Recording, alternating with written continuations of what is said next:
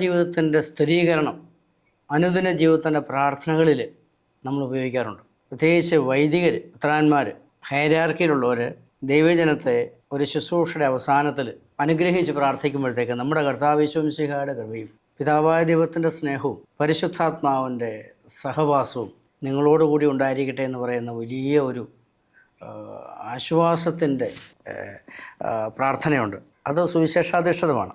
അത് കൊടുക്കുന്നതും അത് സ്വീകരിക്കുന്നതും വലിയ സന്തോഷകരമായ ഒരു കാര്യമാണ്. സഭകൾക്ക് കൊടുത്ത ഈ ആശീർവാദത്തെക്കുറിച്ച് നമുക്കൊന്ന് ചർച്ച ചെയ്യാനായിട്ട് ഈ അവസരത്തെ നമുക്കൊന്ന് ഉപയോഗപ്പെടുത്തിയാലോ? പ്രേക്ഷകർക്ക് സ്വാഗതം. അതിലുപരി KS മാത്യു സാറിന് സ്വാഗതം. സാറിൻ്റെ ഒരു കാഴ്ചപ്പാട് അന്ന് ഇതിലൂടെ നമുക്കൊന്ന് ഇവോൾവ് ചെയ്തെടുക്കാനായിട്ട് ആഗ്രഹിക്കുകയാണ്.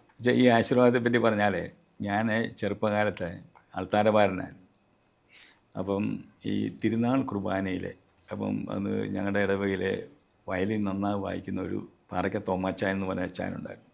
വളരെ പ്രശസ്തനായ വയലിനിസ്റ്റായിരുന്നു അത് കേരളം മുഴുവൻ. അപ്പോൾ അദ്ദേഹത്തിൻ്റെ വയലിനിലെ അഴകമ്പടിയോടുകൂടി വൈദികർ ഈ ആശീർവാദം ആശീർവദിക്കും. സുറിയാനി വളരെ മനോഹരമായിരുന്നത്. തൈബൂസേതുമാർണിശോമിഷിയ ഹുംബേദാലാവ സൗതാപുസാദുർഗാദുഷാദേവമുല്ലാശ വൗവൽ സംവലാലോൽമീൻ ആമേൻ. നമ്മുടെ കർത്താവിശ്വമിശിഹായുടെ കൃപയും പിതാവ് ദൈവത്തിൻ്റെ സ്നേഹവും പരിശുദ്ധാത്മാവിന്റെ സഹവാസവും നാം എല്ലാവരും ഉണ്ടായിട്ട്. അപ്പോൾ ഈ ഒരു ആശീർവാദം കേൾക്കുമ്പോൾ നമുക്കൊന്നും അർത്ഥമൊന്നും അറിയത്തില്ലെങ്കിലും ഭയങ്കര ആവേശമായിരുന്നു. ബോഡി ലാംഗ്വേജ് പോലും മാറ്റം വരുന്നു, മനുഷ്യൻ കുനിഞ്ഞു നിൽക്കുന്നു. അപ്പോൾ അതിനകത്ത് ആശ വൗവൽ കാലം അൽമീ എന്ന് പറയുന്നതിൻ്റെ അകത്ത് ആണ് now and ever shall be world without a മേ. ഇപ്പോഴും എപ്പോഴും എന്നേക്കും എന്നാണ്. ഇപ്പോഴും എന്ന് പറയുമ്പോൾ ഈ നിമിഷം എപ്പോഴും എന്ന് പറഞ്ഞാൽ ഈ ജീവിതം മുഴുവൻ, നമ്മുടെയൊക്കെ ജീവിതം മുഴുവൻ. എന്നേക്കും എന്ന് പറഞ്ഞാൽ നിത്യതയിലും. ഞാൻ എന്ന വ്യക്തി ഈ നിമിഷം മുതൽ നിത്യത വരെ നിലനിൽക്കേണ്ടത് ഈ അനുഗ്രഹ വലയത്തിലാണ്. പിതാവിൻ്റെയും പുത്രൻ്റെയും പരിശുദ്ധാത്മാവിൻ്റെയും കൂട്ടായ്മയ്ക്കുള്ളിലാണ്. അതിൻ്റെ കേന്ദ്രം നമ്മുടെ കർത്താവ് ഈശോയിലൂടെ ലഭിച്ച കൃപയാണ്. ആ കൃപയാണ് നമ്മൾ ഈ കൂട്ടായ്മയിൽ നിലനിർത്തുന്നത്. അതാണ് നമ്മൾ കഴിഞ്ഞ പല എപ്പിസോഡിലായി കണ്ടത്.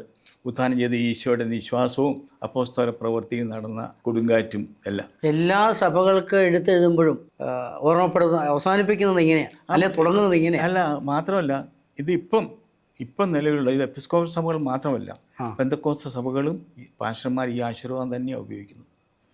എല്ലാ സഭകളും ഉപയോഗിക്കുന്ന ആശീർവാദം. അങ്ങനെ വരുമ്പോൾ നമ്മുടെ ഓരോ നിമിഷമുള്ള പ്രാർത്ഥനകൾ ഈ കൃപ ഇങ്ങോട്ട് ഒഴുകുന്നതാണ്. അപ്പോൾ അങ്ങനെയാണെങ്കിൽ എൻ്റെ റെസ്പോൺസ് എന്തായിരിക്കണം? ഞാൻ അങ്ങോട്ട് ഈ പിതാവിൻ്റെയും പുത്രൻ്റെയും പരിശുദ്ധാത്മാവിൻ്റെയും നാമത്തിലല്ലേ ഞാൻ എപ്പോഴും പ്രാർത്ഥിച്ചുകൊണ്ടിരിക്കേണ്ടത് എന്നുള്ളതാണ് എൻ്റെ ഒരു ചിന്ത. തീർച്ചയായിട്ടും. അത് നമ്മുടെ ഈ ദിവ്യകാരുണ്യം കൊണ്ട് ആശീർവദിക്കുമ്പോഴും നമ്മൾ ഈ പ്രാർത്ഥന ആവർത്തിക്കുന്നുണ്ട്.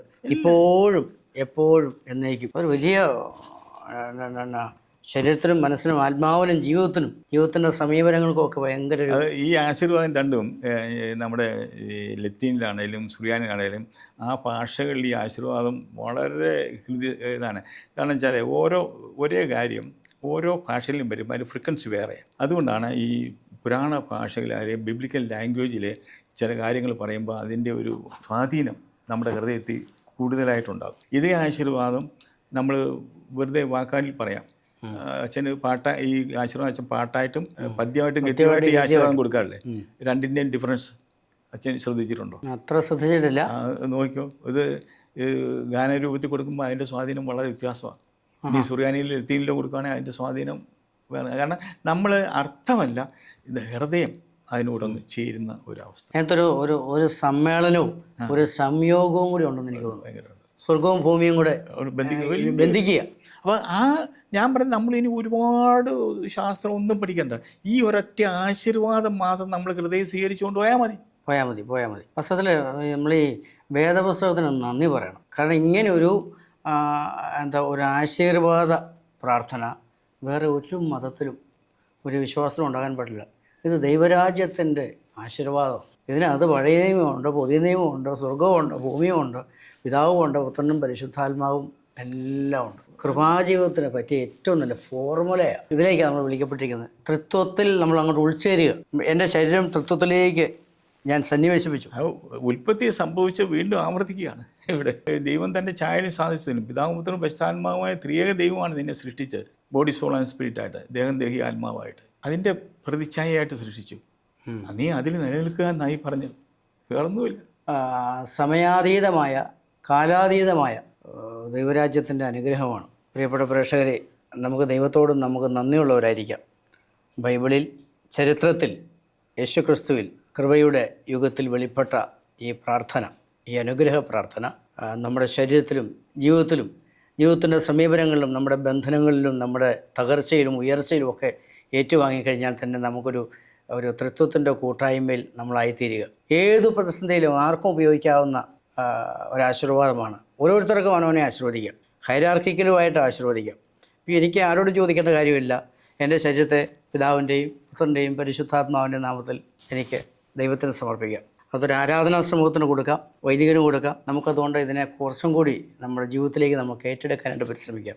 കൃപയുടെ നിറവിലായിരുന്നുകൊണ്ട് നമുക്ക് ഈ ബിബ്ലിക്കലായിട്ടുള്ള ഈ പ്രാർത്ഥനയുടെ കൂടാരത്തിലേക്ക് ഉൾച്ചേർന്നുകൊണ്ട് ദൈവത്തെ കൂടുതലായിട്ട് സ്നേഹിച്ച് ദൈവത്തെ നമ്മുടെ ജീവിതത്തോടെ ആവിഷ്കരിക്കാനും അവതരിപ്പിക്കുവാനും ഇടയാകട്ടെ എന്ന് നമുക്ക് ഒരുമിച്ച് പ്രാർത്ഥിക്കാം. പ്രേക്ഷകർക്ക് നന്ദി. കെ.എസ്. മാത്യു സാറിന് അതിലേറെ നന്ദി.